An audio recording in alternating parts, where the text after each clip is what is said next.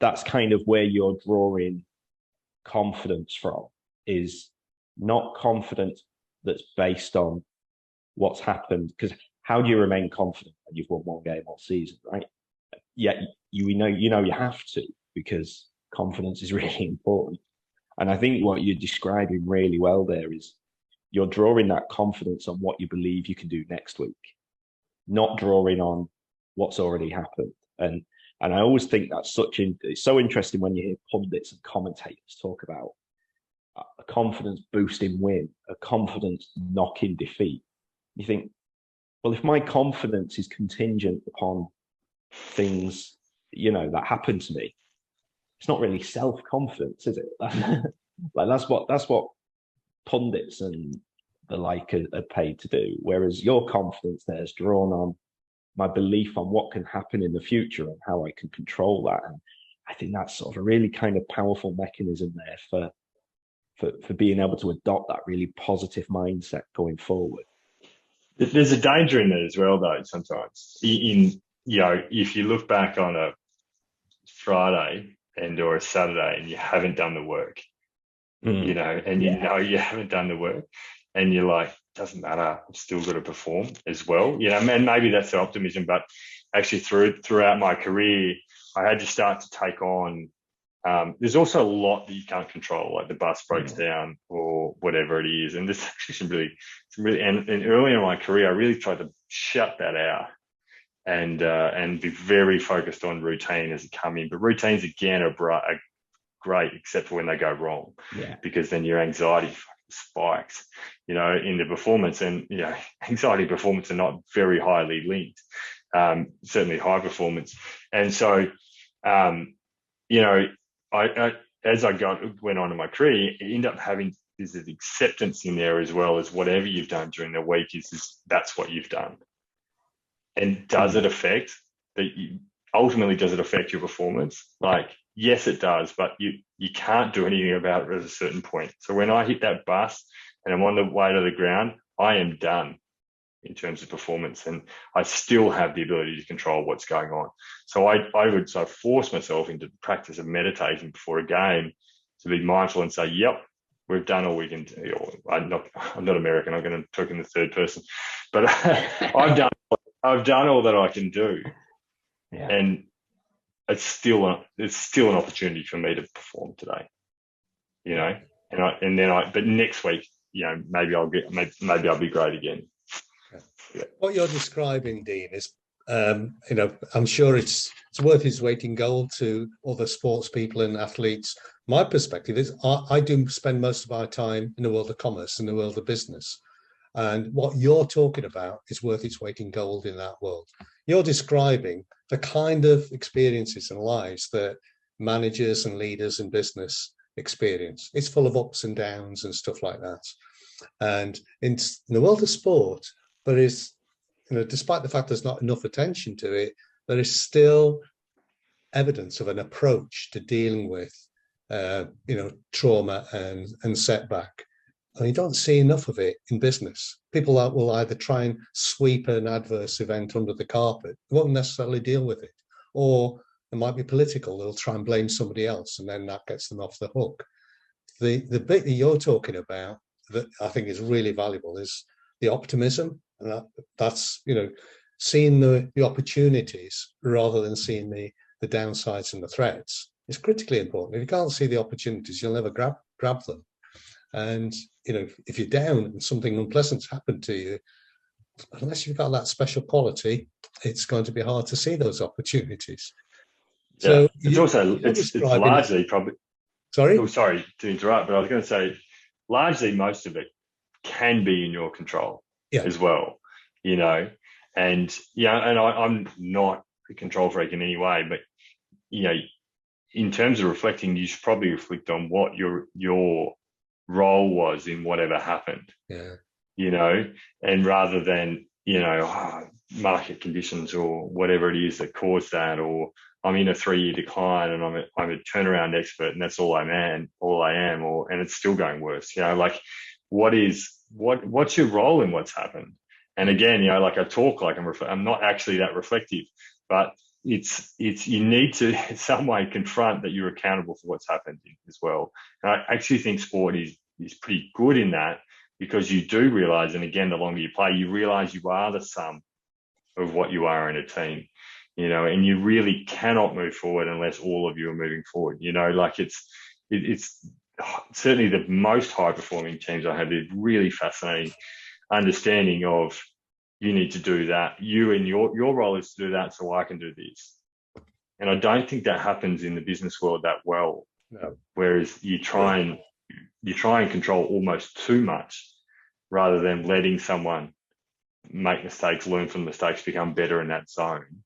And so I can do my job better. Or talking in that frame of, I need you to do that job. I'd love you to do that job, because that allows us as a team to be better. And it's sport does that better than what I've seen in business. Oh, I completely agree. The message that you're putting forward there is one that is really important for us in recent times, and that's one of self-awareness. You get appointed to be a manager or a leader, and you immediately create a stereotype. This is what a manager is. I must be one of them. The reality is you are a collection of qualities and attributes, and some of them are going to be an advantage for you, and some of them aren't. And if you're not self-aware of that, you will trip up sometime. And I think, what we're understanding is the framework is really valuable. The questionnaire is very valuable, but it's self-awareness, because it's an enabler. Nobody actually wants to go out and be more mentally tough. What you want to do is be more effective and enjoy better well-being. And you can only do that if you understand yourself. And that's a big message that's coming through what you're describing. So, yeah, I think you're more reflective than you give yourself credit for. Interesting. Who knows? I was wondering there then, Dean, just going back to what you were speaking about earlier in kind of 2009, that first stint with the Wallabies, and not really being happy, and sort of thinking about what you might have learned, if you sort of had your time capsule and went back and stuff. It makes me think about, from whether it's within sport or just generally in school or whatever it might be, do we do enough to develop things like mental toughness and other valuable psychological attributes in young people? And is there a potential there to kind of just set people up better for whether it's work or sport related stress, or grief and trauma that you're inevitably going to run into at some point? It's one of the things that you learn as you go through, I suppose, and particularly in relation to trauma or anything, is that no one misses out. No one misses out. Everyone gets their dosage. And so, some's higher than other, and we're all eventually going to die. So it's going to be nasty at some stage. And what I don't think we often apply is, one, generally I think that most of them you'll be okay. Most of them you'll get through. And it's bloody hard to see that when you're in the midst of it.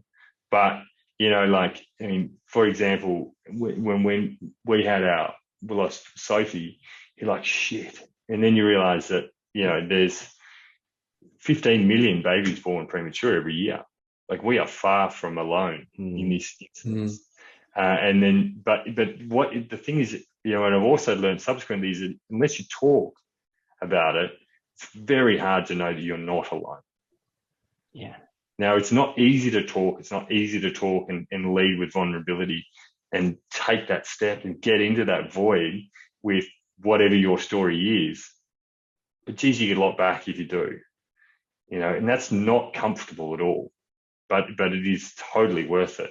I mean, the other thing that I don't think we appreciate is that you don't have to move from 1 to 10.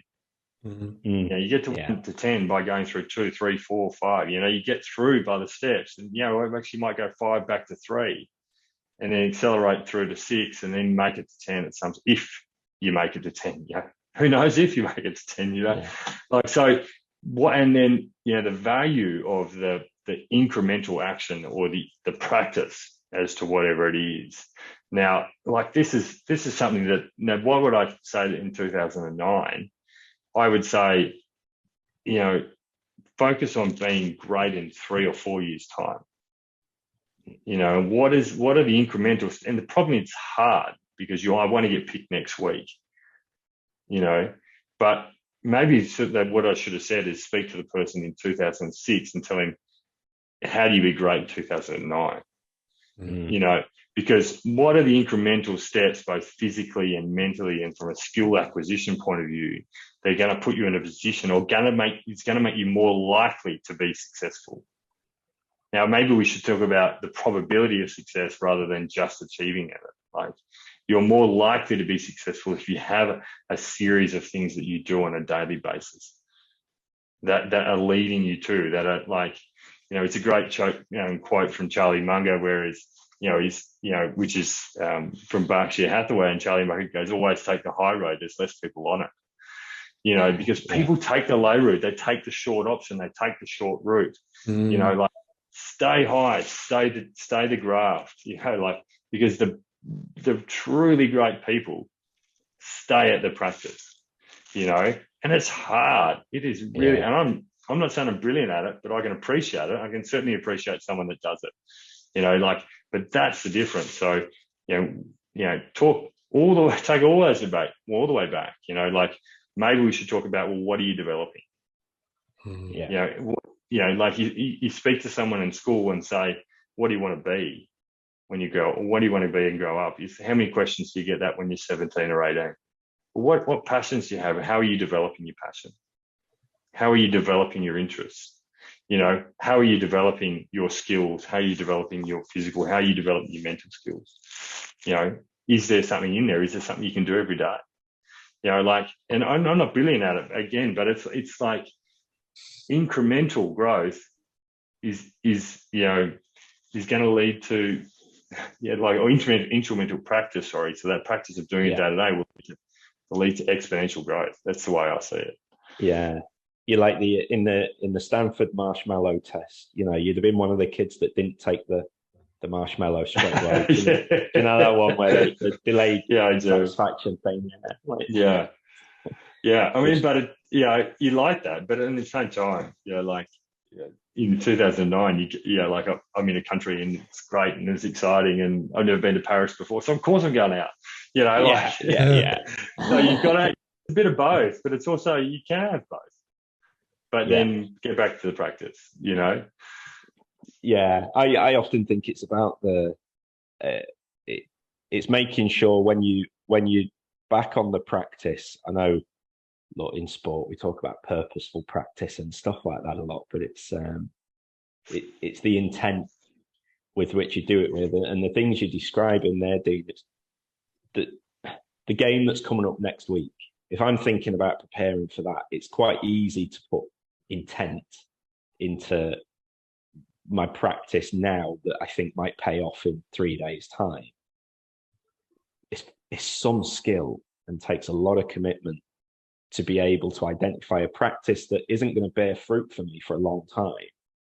But when I do practice, I'm not just kind of going through the motions, but I have an intent to what I'm doing each time for something that isn't going to pay off for a long time. And I think that's where we have the achievement orientation in our model, that commitment aspect of being able to not just doing something, so you tick the box and say, yes, I went and I did my whatever you're doing in your practice and your training, but I did it with intent and I did it with the right kind of mindset each time. And that's a real skill. It's massive, isn't it? And it's also real. I mean, like, we've all been around people that burn out on it as well, just double down on it, and they're like, no, this is it, and it's me, and then I'll do that, and then shit, I'll go to another one. And I get dazzled by the next thing that comes along. It's something that I'm aware of, like, oh, how good's that? Like, oh, I'll go have a look at that. Instead of just doing the stuff that, like you spoke about before, ticking off your list, like I'll do that, I'll do anything. And like, I mean, it happens all the time. It's also okay that it happens. It's completely fine to not be, but how do you actually say no to not doing more? because it's the no, and it's like by saying no, I know I'll be able to do it again tomorrow. And by doing the right dosage at the right time, I can apply myself over a period of time rather than like being full on at it for 10 weeks or 6 weeks or 3 weeks and then pulling out. Yeah. And this is where I think what you're hitting on there is this sort of the nuance behind what commitment actually is. It's commitment doesn't always mean more. Sometimes we think, oh, the guy who's staying behind at training, the guy who's staying behind in the office and spending more hours, are they the most committed? Or, yeah, they're committing their time, but are they committing to their program? You know, if your program is to train between these hours, or if your idea of work because you go, well, I know I'm productive when I work until this time and stuff. A different way of looking at commitment is committing to the goal that you've set yourself and not moving away from that. And sometimes that means doing what you've prescribed and trusting the program rather than thinking, oh, doing more stuff and doing it for longer is commitment, which is this sort of really simplistic way. And there's plenty of people out there that will it's very easy to fall into, when you want things to go better, just do more. And that's actually moving away from your commitment to your original program. Yeah, and also without the perspective of, like I can go and finish my list every day at work. I won't. I can assure you that I don't. But I can go through it, but without the perspective of moving away, do I even know that I've got the right thing on my list? Yeah, exactly. Like, is that the thing that's contributing to what I do? And I mean, like Doug, you must see it in a work context. Like, I'm going to sell this product because I need the growth and I need to hit my results, my budget every month and quarter and year. But is that product even right for the service and the company that I want to be for? But I will take it. I will take whatever I want because my boss cares about growth. Like if you want to, I don't. Like, I'm just talking here, but I can see it all the time. But then you have to sometimes, context is you've got to make that decision in the thing.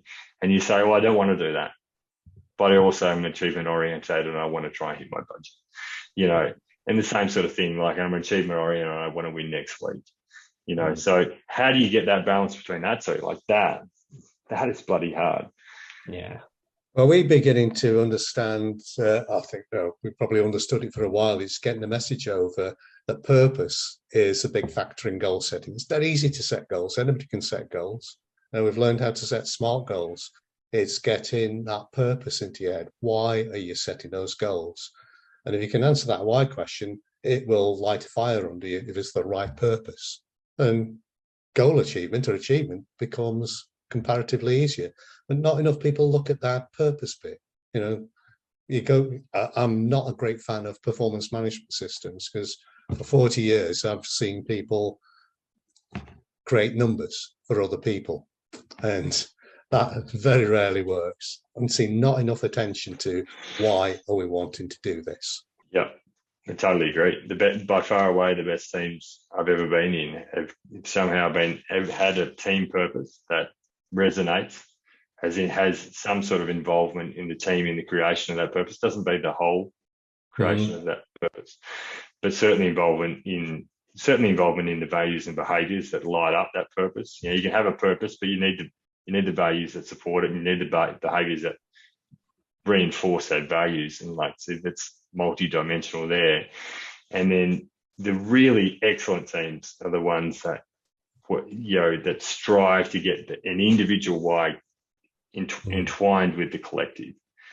And it's probably only happened maybe twice in my career where everyone's been able to have the room and space to explore why they're here and then how their why resonates to what the team's bought into.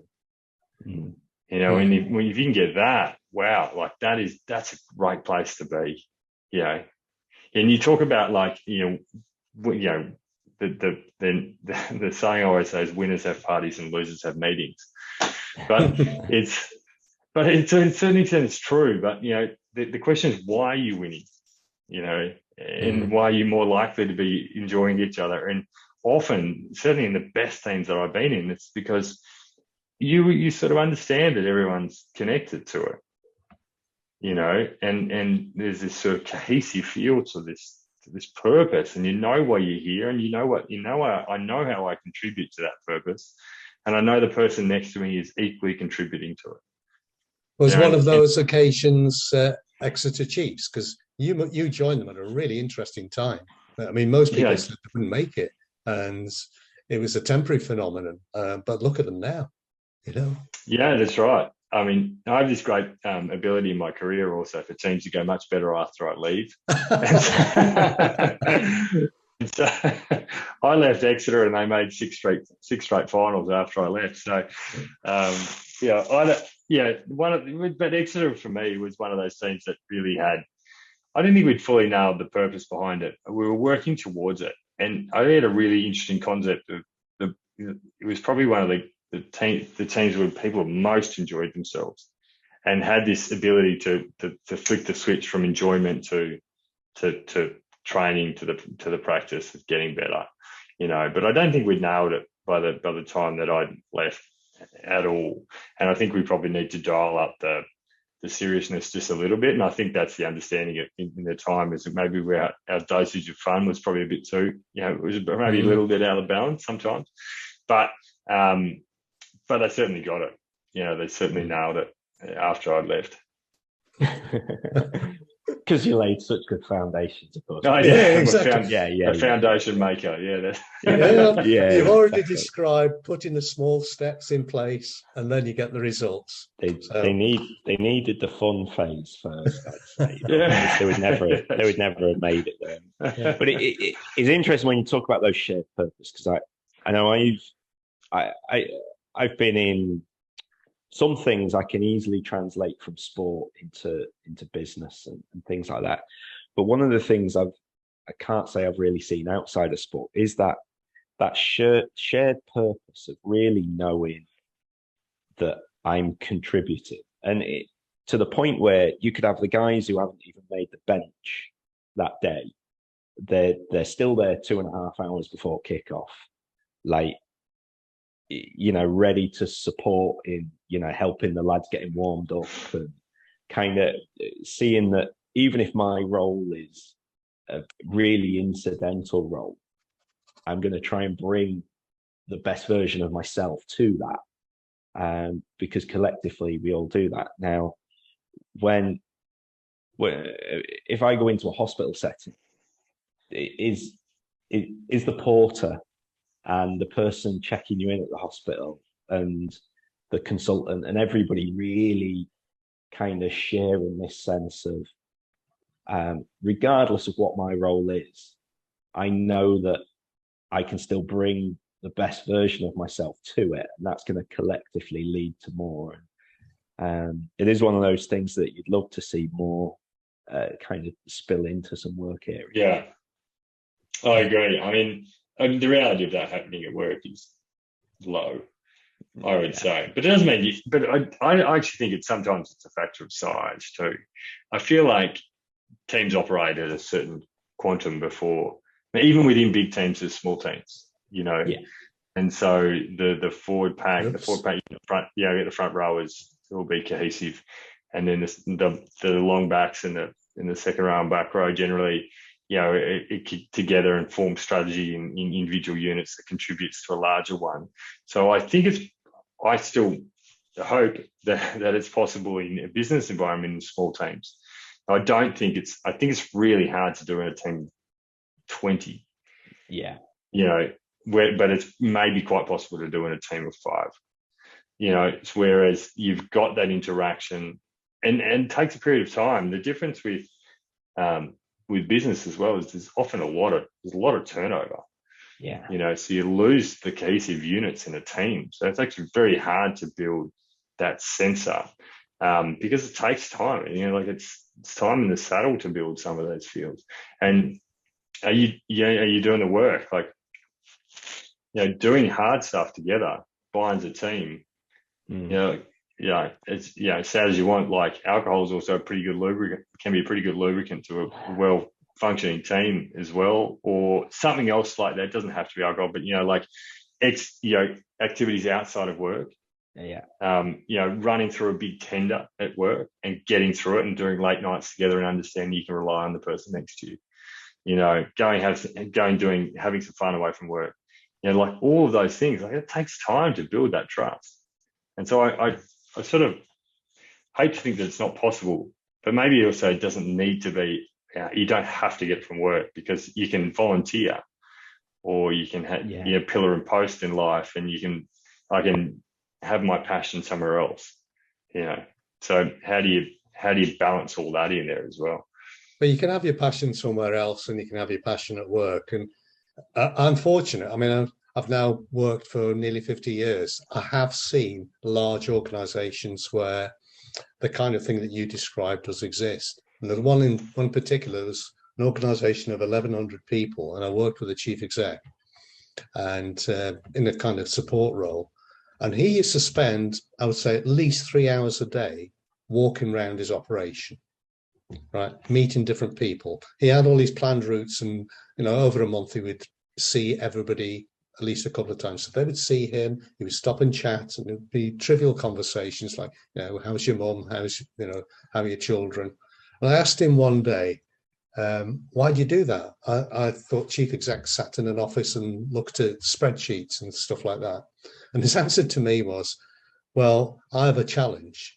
I have a purpose, and I want them interested in what I'm doing. How can they be interested in me if I'm not interested in them? And for me, that's the key to it. It's about engagement, and we're very slowly learning that. If you bring people into a system and you deal with them through performance management, then they know they're cogs in a wheel. It's, can you deal with them as people, as individuals? And that's part of the mission behind our mental toughness concept, is we can understand people as individuals, and the framework gives the perceptive manager or the perceptive leader the ability to do that. The lazy leaders will never get it, but bit by bit we can bring a lot of people with us. Yeah. Are you saying that engagement's not an annual survey? Sorry? Are you saying that engagement's not just an annual survey, Doug? Oh yeah, absolutely. Yeah. And you spend all year looking at it in hindsight rather than doing something about it. Well, I remember we used to do a lot of employee surveys, and they were of dubious quality. We worked with one organisation, must have had 10,000 employees. It took a long time to do, and we brought the report. It was perhaps an inch thick. The chief exec and his board presented it to him and said, right, what are the headlines? And one of the headlines was, the staff don't trust the leadership of the organisation. So we came out with it and said, you got a very low rating for that. So he picked up the document, put it in a bin, and he said, that's it. That's what they think of us. I don't want to know anymore. And that was it. Excellent. I hope you get your invoice paid. Yeah. Dean, we've taken a load of your time, much more than we planned to do. This has been brilliant. I mean, I'm still perplexed that you describe yourself as a non-reflective type. You're doing a lot of reflection here, and it's brilliant. I think a lot of people will be interested. It's the beauty of doing speeches and forcing yourself to be reflective. Actually, a lot of it comes from, it's not a natural practice for me. It's only when I do things and look back and go, oh yeah, that makes sense. But do you know what is natural? You've held me spellbound for well over an hour. Your passion, your interest in this subject, and you're interested in how people respond to adversity in particular, it's really coming through. I mean, for me, there are 2 or 3 learning points here. One is, you talked about post-traumatic growth at the start, and you've made a really valid point that some of us are capable of learning from that kind of adversity and growing. Then you made this point about understanding. This is about understanding how life works. So if you go through a tough event, you eventually learn that there's going to be a tougher one coming through. And then the key to grasping that is self-awareness. And then last one is, and this really resonates for me because this is me, there's a value in being an optimist. You can often be accused of being, having your head in the clouds, but actually having a very optimistic view about life, about there are possibilities and more possibilities than problems. I think that's really valuable. And the message that goes with that is there's generally a way through. So, I think you've really painted some great pictures there.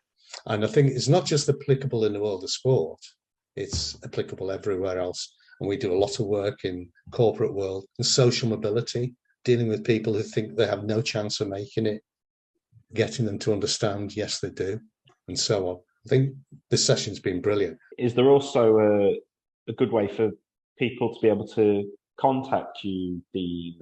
Or I suppose we should also put in if they're interested in looking up the Born charity as well. Yeah, so I mean, Born's in the UK, so you've got listeners over there as well. So that's BORNE. I think .org.uk. It's so there's an arm of the charity. So it's a collaborative charity, collaborative research charity. So we fund Australian researchers, but we want them to work on the global picture because it's a global issue, and whatever we find will be benefit to anyone else. But also BorneHMRI is in Australia as well. So for anyone Australian listening to that, so just Google BorneHMRI and you will find it. Yeah, but if you want to get contact, I'm on Twitter and Instagram and those sort of things, and yell out. Yeah. I could see you. Are you on TikTok? I could see you as a TikToker. my kids are just a bit too young for me to be TikToking quite yet, but who knows, mate? Never say never. Yeah. We haven't yet asked you as well. I was looking up some stuff. Does it take a bit of mental toughness to walk to the North Pole? Yeah, it does. Well, that could be it for another time. But yeah, no, it was an almighty trip, that one. In terms of, just one of the best places you could ever go to feel like you're not on Earth. And, like it's totally remote in terms of getting there. Obviously it's not quick, but it's otherworldly. For at one stage we looked up, and because the atmosphere does different stuff at, in that sort of high latitude, we had two suns, like mirrored suns. So the sun was here, but reflecting off the atmosphere in outer space. And then, and so it's completely, you feel like you're in another place. And it's just fascinating, no sound whatsoever, because there's no wildlife. And so, it's just you in the quiet, jamming your skis across the ice. And and there's a lot to like about it as well, in terms of mentally calming yourself. But it was pretty cold as well. Very good. Fantastic. I'd love it if that was on a TripAdvisor review, the North Pole. When you get the North Pole, it was pretty cold, Dean Mumm. Yeah. Mindfully blissful, but pretty cold. Thanks a million for talking. No, thank you. That was great. One of the most enjoyable sessions we've done. It's brilliant.